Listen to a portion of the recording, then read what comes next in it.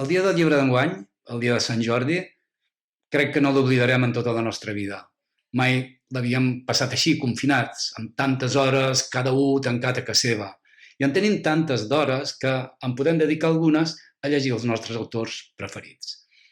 Entre ells m'agradaria que hi hagués també en Josep Miquel Guàrdia Bagú, el metge laurenc que va viure quasi tota la seva vida a París. L'any passat vaig tenir el plaer de presentar aquest llibre, El viatge pels països de llengua catalana de Josep Miquel Guàrdia Bagú, que va editar l'Institut Menorquí d'Estudis, també amb l'Ajuntament d'Aló i algunes altres entitats. El més important d'aquest llibre són els dos textos que va escriure el Josep Miquel Guàrdia Bagú sobre un viatge que ell va fer l'estiu del 1884.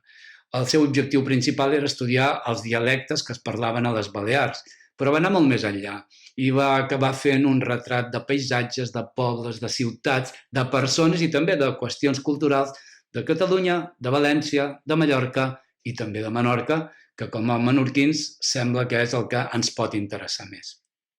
Com a bon assaig és un llibre d'idees, però també hi ha molta vida, hi ha emocions, també hi ha algunes aventures i una mirada intel·ligent sobre una història que també és la nostra. Us anim, per tant, que llegiu aquest llibre i que us pugueu enriquir amb els coneixements i amb el pensament d'un dels menorquins i alaurencs més universals que tenim. Bona lectura, bona primavera i bona salut.